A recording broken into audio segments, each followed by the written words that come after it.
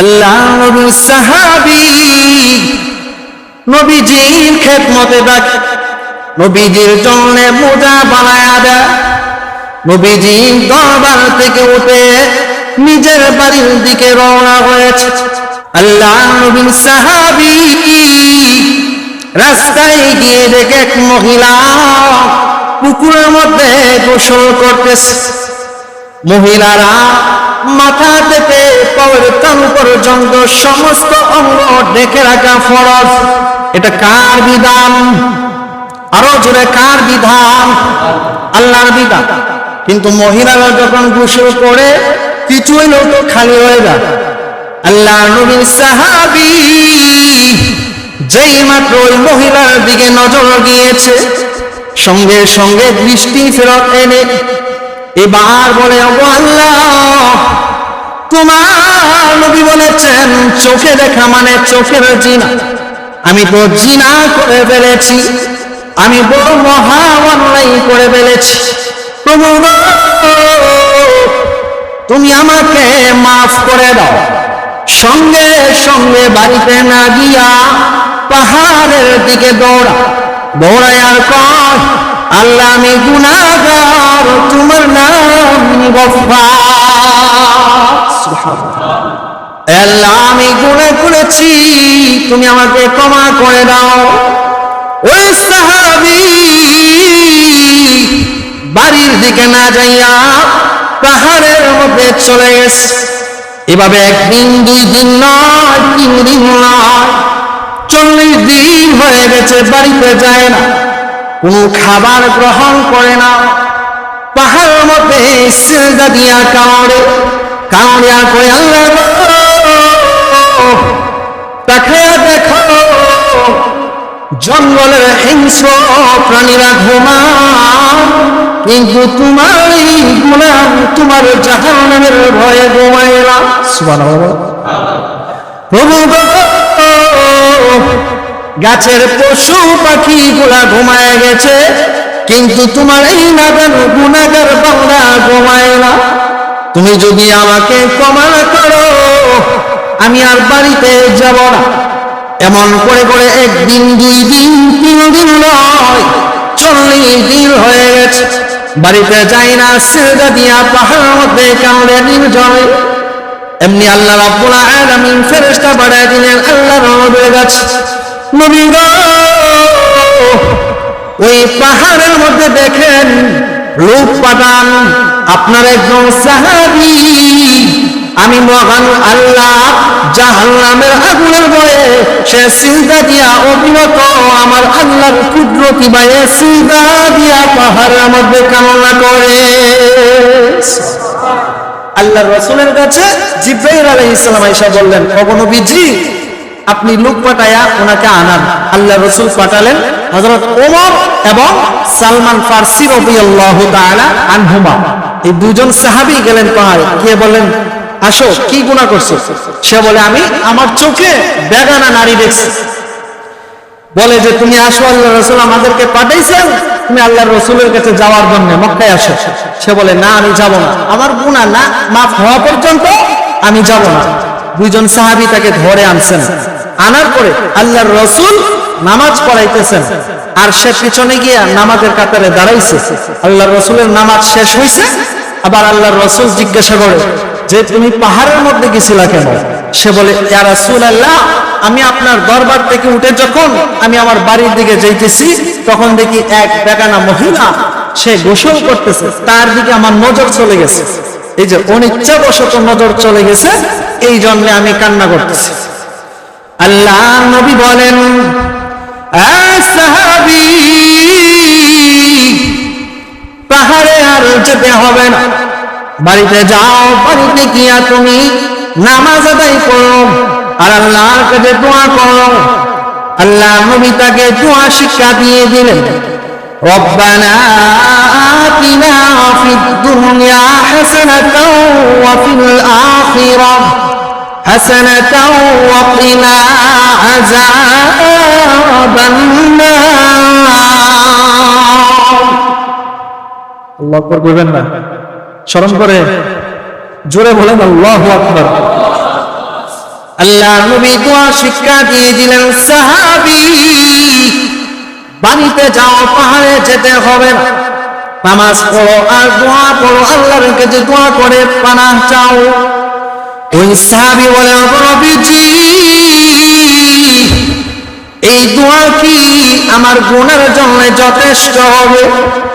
আল্লাহ নবী বলেন, হ্যাঁ, এই দোয়াই তোমার গুনার জন্য যথেষ্ট হয়ে যাবে। সাহাবী তাও মানে না, বাড়িতে গেলেন। আর আমাদের যদি এই সিস্টেম হয়, কোন পুকুরে মহিলারা গোসল করে, তাহলে আমরা কি করি, আমাদের যে যুবকরা আছে তারা একটা বিড়ি একটা দরায় পুকুর পাড়ে বইয়া, যেমন কেউ দেখলে কটা বিড়ি খা, মতলব বিড়ি না, মতলব বেড়ে গোসল দেখা, ঠিক কিনা? কিন্তু সাহাবায়ে কেরামরা অনিচ্ছাবশত এভাবে নজর চলে গেছে, খানা পিনা ছেড়ে দিয়েছে। আল্লাহ রাসূল বলছেন, বাড়িতে যাও, বাড়িতে চলে গেল। আরেকদিন হযরত সালমান ফারসি রাদিয়াল্লাহু তাআলা আনহু তিনি আল্লাহর রাসূলের দরবারে আসছেন। আয়েশা বলেন, ইয়া রাসূলুল্লাহ, আপনার সাহাবী এই যে মৌজা বানায় দিত আপনাকে, তার অবস্থা তো বেশি ভালো না, সে মনে হয় আর বাঁচবে না। আল্লাহ রাসূল বলেন, কেন? সালমান ফারসি রাদিয়াল্লাহু আনহু বলেন যে জাহান্নামের ভয়ে খানা পিনা ছেড়ে দিয়েছে। আপনি তো বলছেন দোয়া করার জন্য, নামাজ পড়ার জন্য, তারপরেও সে খাওয়া পিনা ছেড়ে দিয়েছে, অবস্থা খুব খারাপ, কঙ্কাল হয়ে গেছে, বিছানার সাথে লেগে গেছে, পিঠ উঠতে বসতে পারে না। আল্লাহর রাসূল বলেন, ঠিক আছে আমি দেখতে যাব। আল্লাহ রাসূল দেখতে গেলেন, নিজে সাহাবীদেরকে নিয়ে দেখতে গেলেন। আল্লাহ নবী বলেন, সাহাবীরা তোমার এই অবস্থা কেন হয়েছে? সাহাবী বলে, নবীজি আমার মতো গুনাহগারকে কি মহান আল্লাহ ক্ষমা করবেন? আল্লাহ নবী বলেন, সাহাবী তোমার গুনাহ কি আসমান জমিন থেকেও বড় হবে? সাহাবী বলেন, আল্লাহ নবী গো, আমি মনে করি আমার গুনাহ আসমান জমিন থেকেও বড়। আল্লাহ নবী বলেন, তোর গুনাহ যদি আসমান জমিন থেকেও বড় হয়ে থাকে রে সাহাবী, তবে আমি ঘোষণা দিলাম এই আসমান জমিন থেকে মহান আল্লাহর কালাম, মহান আল্লাহর দয়া মায়া আরো কোটি কোটি গুণ বেশি বড়। আল্লাহ রাসূল এইবার তার মাথাটা তুলা দিয়ে আল্লাহ রাসূলের উরু মুবারকের মধ্যে আনলেন। আনার পর সে মাথাটা ফালায় দেয়। আল্লাহ রাসূল ভাবলেন মনে হয় পড়ে গেছে, আবার রাসূল তুলা দিয়ে মাথাটা নবীজির উরুথের মধ্যে আনলেন, আবার পড়ে গেছে। আল্লাহ রাসূল ভাবলেন মনে হয় পড়ে যায়, আবার আইনা রাসূলের উরু মুবারকের মধ্যে রাখলেন। তখন আল্লাহ রাসূল বুঝলেন সে তো মাথা তো এমনি পড়ে না, সে ফালায় দেয়।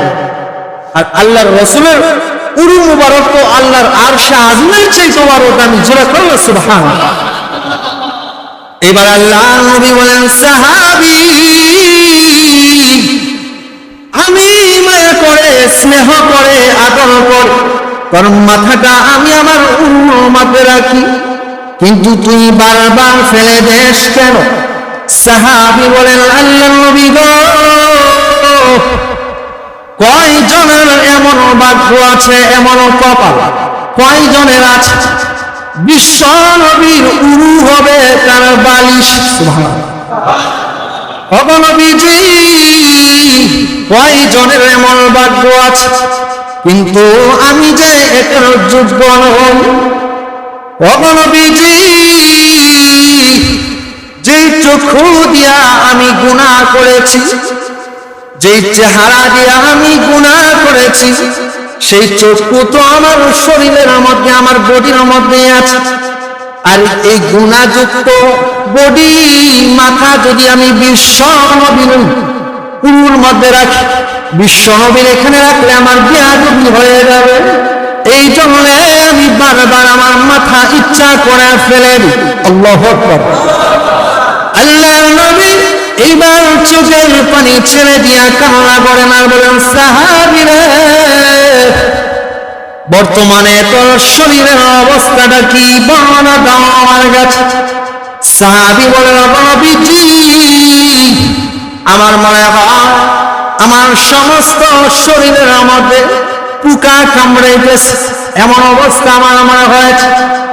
এই মুহূর্তে মহান আল্লাহ পাক হযরত জিবরাইল আলাইহিস সালামকে পাঠিয়ে দিলেন নবীজির কাছে। ওগো নবীজি, আপনার ওই সাহাবী দুনিয়া থেকে বিদায় হওয়ার পরে তার কানে কানে এই সুখবরটা দিয়ে দিন, আমি মহান আল্লাহ পাক তার জীবনের সমস্ত গুনাহগুলি এই মুহূর্তে ক্ষমা করে দিয়েছি। সাহাবায়ে কেরামরা কেমন ছিলেন?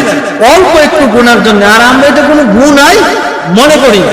বাঙালি বড় চালাক, কোন মেয়েকে দেখার ইচ্ছা হইলে যদি বুরকা পরে যায়, হিজাব পরে, তখন তো দেখতে পারে না, ঠিক আছে লগে লগে যাবো, যখন যে রিক্সা উঠবো পাওটা আলগি দিয়া, তখন দিয়ে গেলাম পাও সাদা না খাওয়া। বাঙালি আমরা চালাক। আর আল্লাহর রাসূল বলছেন যে কেউ যদি অনিচ্ছা বশত কোন বেগানা নারীর দিকে নজর চলে যায়, তাহলে প্রথম নজরটা তার আল্লাহ তাআলা মাফ করে দিয়েছেন। সুবহানাল্লাহ। অনিচ্ছাবশত বলতে ইচ্ছা করেই হোক। প্রথমটা কেমন ইচ্ছাটা আগে বোঝেন। আপনি মনে করেন রাস্তা পার হইতেছেন, এই মুহূর্তে যদি এই দিকে না থাকান তাহলে হয়তো গাড়ি এসে আপনাকে পিষে ফেলবে, তাহলে তো ওই দিকে তাকাইতেই হবে। আর অনিচ্ছাবশত তাকাইলেও মাফ। আর কোন দরকারে যদি তাকাইতে হয়, এটাও আল্লাহ তাআলা মাফ করে দিবেন না, মাফ করে দিয়েছেন বলতে এটা ঘোষণা হয়ে গেছে। সুবহানাল্লাহ। এখন এমন চালাকও আছে বাঙালি যুবক, দোয়ালিয়া বাজারে গেছে, কেন সিএনজি উঠছে, ওইটা একটা ছাতক পর্যন্ত গেছে, এক দিনে তাকায় রয়েছে মেয়ের দিকে, মেয়ে দিকে ছেলে এই দিকে। জিজ্ঞাসা করলে তুমি এত লং টাইম তাকায় রইলা? পাল্লা, এটা তো হুজুররাই ওয়াজ করে, একদিনে তাকায় থাকলে প্রথম নজরটা মাফ, ওই জন্য তাকায় রয়েছে। এখন কি দোয়ালিয়া বাজার থেকে ছাতক পর্যন্ত কি একদিন নাকি? বাঙালি বড় চালাক, এগুলা করা যাবে না। আল্লাহর রাসূল বলছেন প্রথমটা মাফ, অনিচ্ছাবশত যদি হয়ে যায়।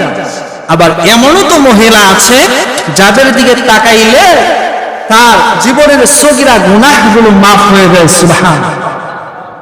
কেউ যদি সুনজরে তার মা বাবার দিকে তাকা, আর মা বাবা যদি তার প্রতি সন্তুষ্ট থাকে, তাহলে একটা উমরা হজের সওয়াব আল্লাহ তাআলা ওই সন্তানের আমলনামায় দিবেন। সুবহানাল্লাহ।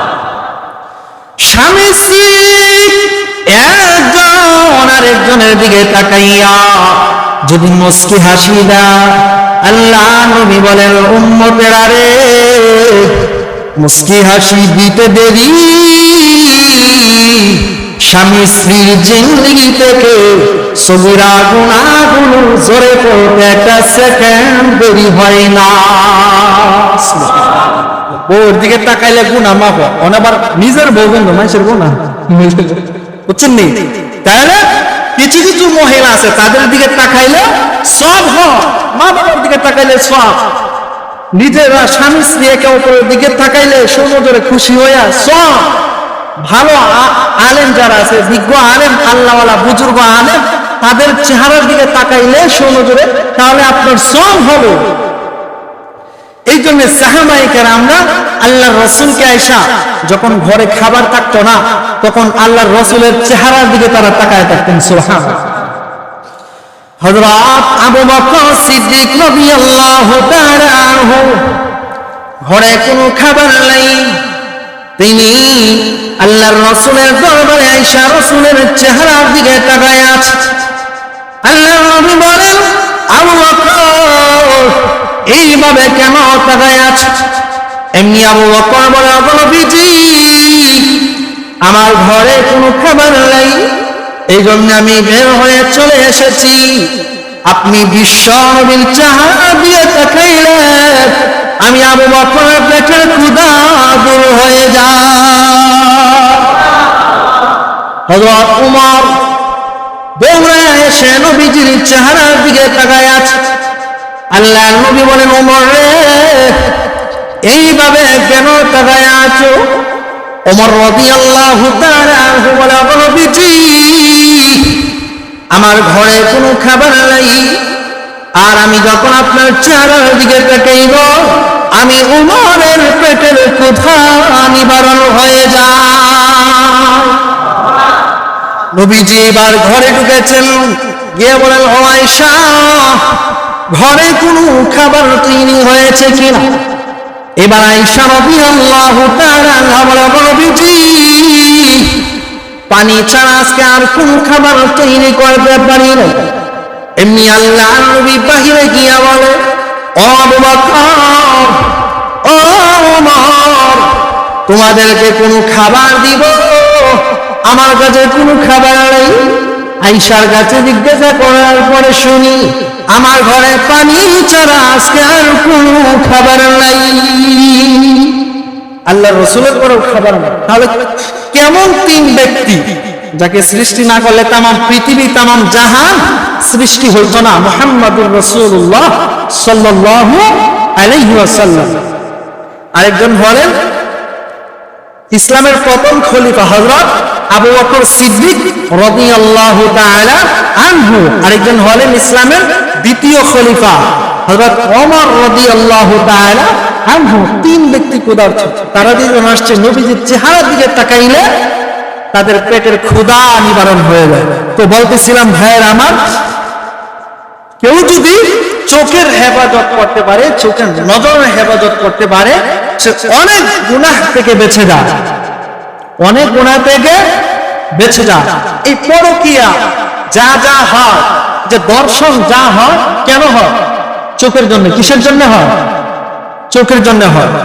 চোখ এমন একটা নিয়ামত, যে মানুষটা দেখবেন অন্ধ, যার চোখ নাই, চোখ আছে কিন্তু চোখে দেখে না, সেও খুব সুন্দর পাবো। তারই যদি বিয়া করান, চোখে দেখে না, যদি জিজ্ঞাসা করেন কেমন পাত্রী চাও, সে বলবে সুন্দর, অথচ সে চোখে দেখে না। তার তো একটা হইলেই হইল, এগুলো সুন্দর পাবো। তো গুনাহ হওয়া মানুষের অধিকাংশ গুনাহ হয় চোখের মাধ্যমে। তাহলে চোখের গুনাহ থেকে যদি কেউ বাঁচতে পারে, অনেক গুনাহ থেকে সে বেঁচে যাবে। 3 নাম্বার। 4 নাম্বার হলো জবানের হেফাজত। জবানের হেফাজত কি? আমল করতেছে মসজিদে বসে কিন্তু সুবহানাল্লাহ সুবহানাল্লাহ সুবহানাল্লাহ। আচ্ছা, ওই যে শামসুদ্দিন হাজি 4 বার হজ করে আইছে, 7 বার করলে কি মানুষ হইতে পারছে না? বলা হয় আছে না? আছে না? তাহলে আপনি সুবহানাল্লাহ বলতেছেন, লাভটা কি হয়েছে? আরেকজনের গীবত করতেছেন না? এটা আবার সুবহানাল্লাহ সুবহানাল্লাহ সুবহানাল্লাহ। অমুক তাবলীগে গেছে, চিল্লাত গেছে, বা ভালো একটা কাজে গেছে, তো বউ কইতে হয়ে গেছে, এমন কথা বলে। আরেকবার বউ রাখার দায়িত্ব কি আপনার নাই বেড়া? হ্যাঁ, তাহলে এগুলা করার কি দরকার? এগুলো জিকির করতেছে কিন্তু সাথে আরো গুনাহ করতেছে। এই আমলটা তো নষ্ট, জাহান্নামে বদনাম করতেছে। এই যে সুবহানাল্লাহ সুবহানাল্লাহ আল্লাহু আকবার জপতেছে, এই আমলগুলা তার অ্যাকাউন্ট থেকে জমা হইতেছে, জাহান্নামে বদনাম করতেছে। তাহলে কেউ যদি বদনাম করে, যার বদনাম করে হের লাভ, আর যে বদনাম করে তার তো সম্পূর্ণই লস। এজন্য জাহান্নামের আগুনে জ্বলতে হবে, তার কোনো ক্ষমা নেই, জাহান্নামের আগুনে জ্বলতে হবে। আল্লাহর রাসূল 4 করে হলো 4 নাম্বার লজ্জাস্থানের হেফাজত। আল্লাহর নবী, বিশ্ব নবী রাহমাতুল লিল আলামিন বলেন, কোন মানুষ যদি 2টা জিনিসের হেফাজত করে, কয়টা? 2টা। 1 নাম্বার 2 ফুটের মাঝখান, অর্থাৎ জিহ্বা, আর 2 নাম্বার 2 উরুর মাঝখান, লজ্জাস্থান। এই 2টি জিনিসের যদি কেউ হেফাজত করতে পারে, কিয়ামতের মাঠে আমি বিশ্ব নবী তাকে জান্নাতে নেওয়ার জামিনদার হয়ে যাব। এই 2 জিনিসের হেফাজত কিতাবের মধ্যে লেখছে। হযরত ইউসুফ আলাইহিস সালাম, তিনি কিন্তু মিশরের যে গোলাম বিক্রি করে যে মহলটা, এই মহলে গোলাম হইয়া বিক্রি হয়েছিল। তারপরে যে মিশরের বাদশাহ ছিল, বাদশার জন্য, বাদশার বউয়ের জন্য কিনে নিয়েছিল, বাদশার বউয়ের জন্য কিনে নিয়েছিল, জুলেখার জন্য। নেওয়ার পর যখন ইউসুফ আলাইহিস সালাম যখন বালেগ হয়ে গেছেন, বড় হয়েছেন, ওই জুলেখা খুব হস্তি নষ্টি করছে ইউসুফের সঙ্গে সঙ্গম করার জন্য, সময় নষ্ট করার জন্য। কিন্তু ইউসুফ আলাইহিস সালাম আল্লাহর ভয় রেখে এগুলা থেকে বিরত থেকেছেন। এই জন্যে আল্লাহর রাসূল বলেন, কোন যুবতী যদি কোনো যুবককে অফার করে, অথবা কোনো যুবক কোনো যুবতীকে অফার করার পরেও সেটা সে প্রত্যাখ্যান করে দেয়, আমি বিশ্বনবী তাকে জান্নাতে নিয়ে যাওয়ার সুপারিশকারী হয়ে যাব। সুবহানাল্লাহ। তাহলে জবানের হেফাজত এবং লজ্জাস্থানের হেফাজত।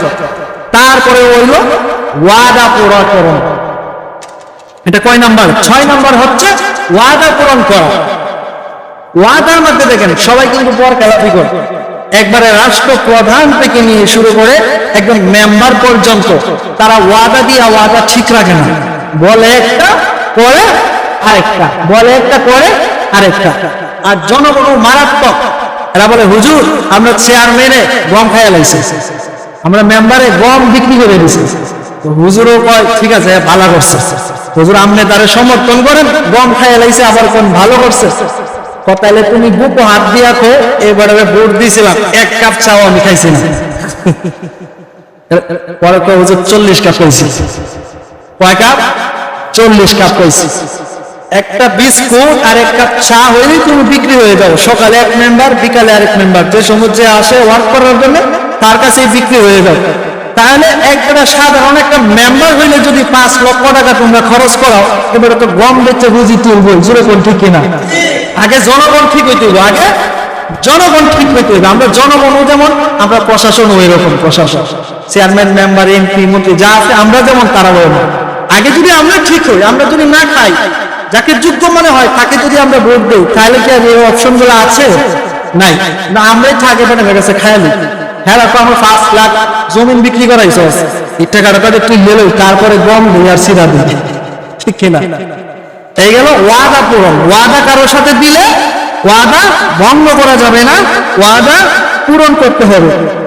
7 নাম্বার হইল হালাল রুজি রোজগার যতই হয় তার উপরে সবর থাকো, তার উপরে শুকরিয়া আদায় করো, বললো আলহামদুলিল্লাহ। মনে করেন 5,000 টাকা আপনার বেতন, 5,000 টাকা পেয়ে আপনি শুকরিয়া আদায় করতে হবে আলহামদুলিল্লাহ। এখন যদি কেউ মনে করে যে 5,000 দিয়ে আমার চলে না, ডানে বামে কামাই করতে হবে, সুদে ঘুষে আরো 10,000 কামাই করতে হবে, তাইলে তো এটা হইল। যদি কেউ দুনিয়াতে এবং আখিরাতে উভয় জাহানে কেউ যদি সম্মানিত হইতে হয়, তাহলে তার 11টা কাজ করতে হবে। কয়টা বলতেছি? এখন চলতেছে 7 নাম্বারটা। হালাল রুজি রোজগার সে তো করবেই, সুদ ঘুষের সাথে সে লিপ্ত হইতে পারবে না। যারা গৃহস্থী কাজ করেন, কৃষি কাজ করেন, এখন যদি মনে করেন যে প্রতি বছরে বছরে আইলে যদি 1/2 ইঞ্চিও কাটি, 5 বছরে মোটামুটি 2.5 ইঞ্চি লম্বা হইব। ক্যাপ আছে না? এমন আছে না? এমন বৃদ্ধ চাচা আছে 5 ওয়াক্ত নামাজ পড়ে আরেকবার আইলেও কাটে, এমন আছে না? নাই, বহুত আছে। তাহলে শুধু যারা চাকরি করে, সরকারি চাকরি, শুধু যদি আমরা মনে করি তারাই সুদ খায়, ঘুষ খায়, ভুল। আপনি যে কৃষি কাজ করেন আপনিও তো আইল কাটেন। এরপরে যারা ব্যবসায়ী ভাই আছেন তারাও অনেকে এমন আছে, ভালো ভালো মালগুলা, বেগুনগুলা, ভালো ভালো বেগুন উপরে, কুকরা যত বেগুন আছে সব নিচে, বারে বারে পানি সিধা দেয় ওজন বারবার লাগে, এমন ব্যবসায়ী আছে না? নাই, আছে। তাহলে কেউ যদি দুনিয়াতে এবং আখিরাতে সম্মানিত হতে চায়, হালাল রুজি রোজগারের মধ্যে সে আলহামদুলিল্লাহ বলে শুকরিয়া আদায় করবে। আর সে অন্য কোনো বেপথে রুজি রোজগার করতে পারবে না। কথা বল না, রুজি রোজগার বেলাইনে করতে পারবে না। 8 নাম্বার হইল সত্য কথার উপরে অটল থাকবা। সত্য কথা যেটা সারা পৃথিবীর মানুষ এক পক্ষে চলে গেল, তুমি একলা আরেক পক্ষে। সত্য কথা তুমি যদি জানো সেটার উপরে অটল থাকবে। এখন এমন বিচারী আছে না, সকালে কয় এক কথা, দুপুরে আরেক পার্টি বকশিশ দিয়ে গেছে, আবার আরেক কথা কয়, এমন বিচারী আছে না? নাই, আছে। এক বাদশা ছিল, সে পাখিদের কথা বুঝতো। কিসের কথা? পাখির ভাষা বুঝতো। এখন বাদশার বউ আর সব মানুষ, ওই পুরুষরা সব জায়গায় শক্ত, গরম গেলে এক জায়গায় কিন্তু নরম থাকে, সেটা কই? বউর কাছে। বাদশার বউ রানী বলতেছে যে পাখিদের ফাঁক দিয়া একটা কৌশল বানাইতাম, তোমার কাছে তো সব পাখিরা আসে, বলে বলবা তাদের একটা একটা করে পাক ছিঁড়ে দেওয়ার জন্য। সব পাখিরা আসছে, আসার পরে বলতেছে তোমরা তোমাদের একটা একটা করে পাক ছিঁড়ে দেওয়া আমাকে। এমনি পাখিরা বলতেছে আমরাও বাদশা আছে, পাখিদের বাদশা আছে, কারো অনুমতি ছাড়া পারবে না। ঠিক আছে, তোমাদের বাদশাকে নিয়ে আসো। বাদশা আসছে, আধা ঘন্টা পরে পাখির বাদশা আসছে। আসার পরে বলতেছে যে তুমি অনুমতি দাও, সমস্ত পাখিরা যেন একটা একটা করে পাক আমাকে দিয়ে দেয়, আমার বউয়ের জন্য তুষক বানাইতাম। বাদশা চিন্তা করলো, এর যদি আজকে দেই একটা একটা করে পাক, কালকে করবো নাতির জন্য, এরপর দিন করবো ফুতের বউয়ের জন্য, আমরা সকল পাক হইলে উড়াল দিব কি দিয়া। আর আসতে আধা ঘন্টা লেট করছে। এমনি বাদশাহ জিজ্ঞাসা করে, তুমি এত লেট করলা কেন? সে বলতেছে, জাহাপনা একটা হিসাব করছিলাম। তো কিসের হিসাব? তো বেয়াদবি মাফ করবেন, দেখছিলাম একটা আদমশুমারি করে এই আমরা দেশ পুরুষ মানুষ বেশি নাকি মহিলা মানুষ বেশি। বলতেছে, তাহলে কি পাইছো তুমি, বেশি কোনটা, পুরুষ নাকি মহিলা? এমনি পাখি বলতেছে, হিসাব করে দেখেছি পুরুষ কম নারী বেশি।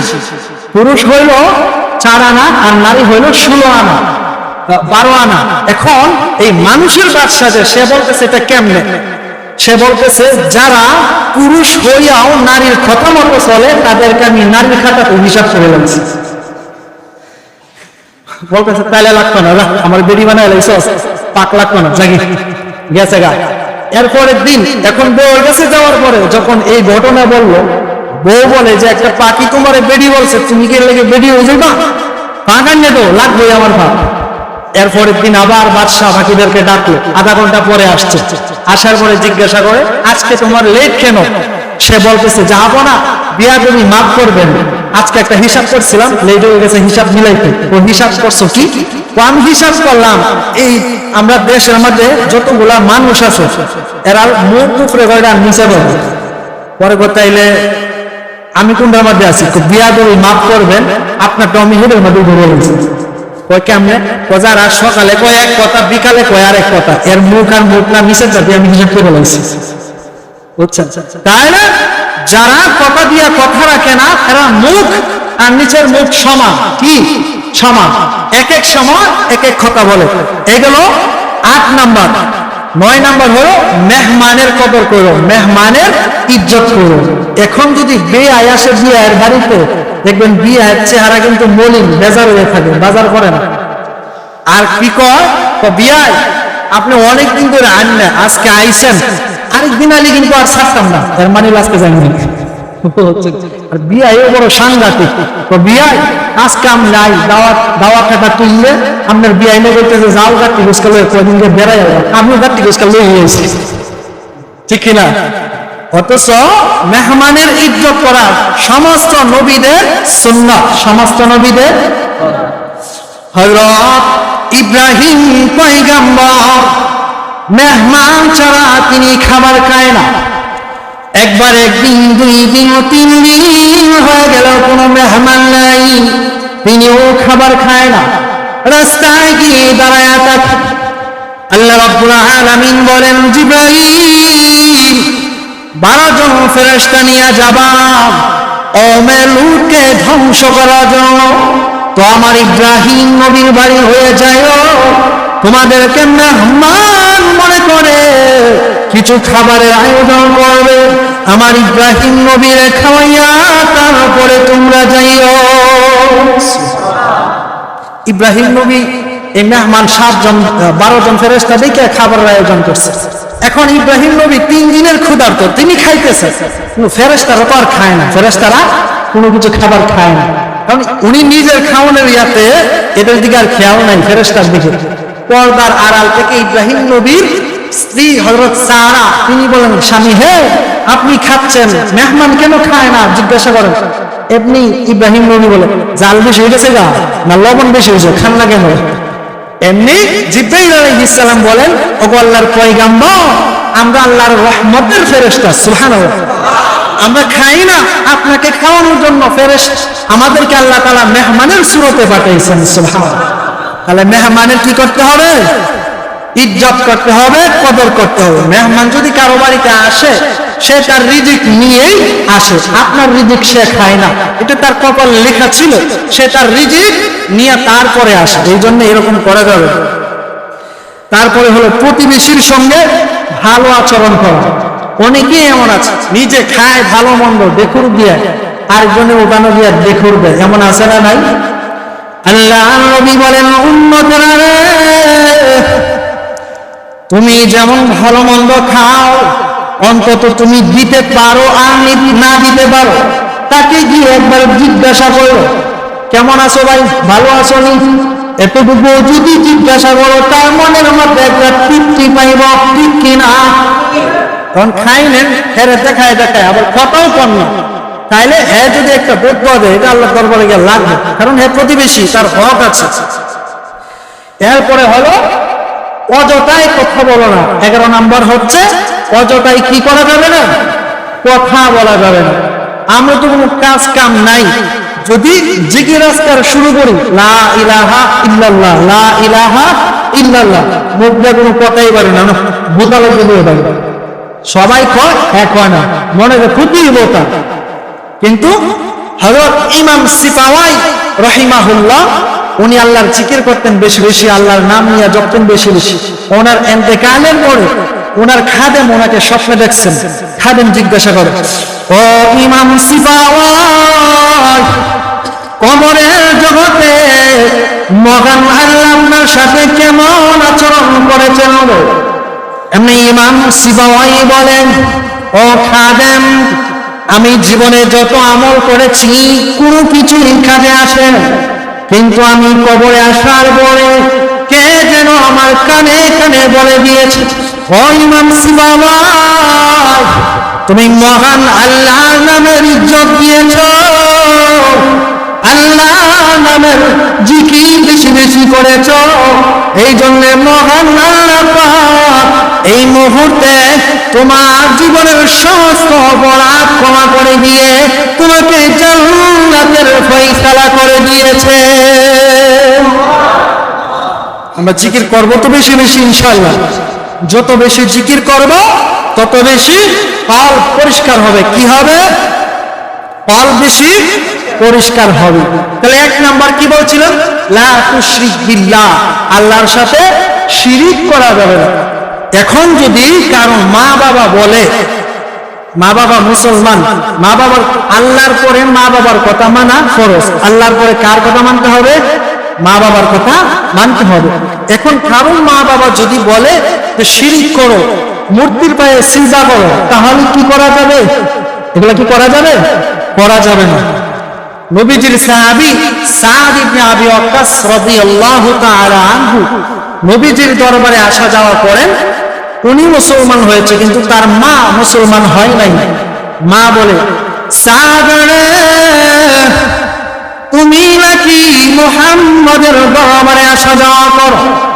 হ্যাঁ মা, যাই, ছেড়ে দিতে হবে, আল্লাহ ভয় আমার বাড়িতে যাইবা না।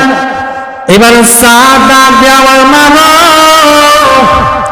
শুধু আপনার বাড়ি কেন, তাম পৃথিবী যদি ছেড়ে দিতে হয় আমি ছেড়ে দিতে রাজি, কিন্তু বিশ্ব নবীর দরবার এক মুহূর্তের জন্য ছেড়ে দিতে পারবো না। এবার সাদের মা বলেন, ঠিক আছে, তুমি যদি মুহাম্মদের দরবার না ছাড়ো আমি খাবো না, না খাইয়া মারা যাবো। আর দেখবেন কোন মা বাবা যদি সন্তানের উপরে অভিমান করে খাওয়া দাওয়া বন্ধ করে দেয়, সন্তান কেটে সহ্য করতে পারে? পারে না। এবার সাদ ইবনে আবি ওয়াক্কাসের মা বলে, আমি খাবো না, না খাইয়া মারা যাবো। এইবার 1 দিন 2 দিন 3 দিন হয়ে গেল, মা খায় না, মা মরণাপন্ন। সাদের ভিতরেও শুরু হয়ে গেল যন্ত্রণা, প্রভু গো, আমার মা যদি আমার জন্যে না খাইয়া মারা যায় আমি কেমন করে সহ্য করব? কিন্তু কি করব তাও তো জানি না। নিজে নিজে সিদ্ধান্ত নিয়েছে, মার কানে কানে গিয়ে বলে, মা গো, ও মা, আমি একটা সিদ্ধান্ত নিয়েছি, আপনি শুনে নিন। আর মা মনে করেছে আমি 3 দিন ধরে খাই না, আমার সন্তান হয়তো আয়েশা বলবে আর নবীর দরবারে যাবে না। মা খুব আনন্দিত।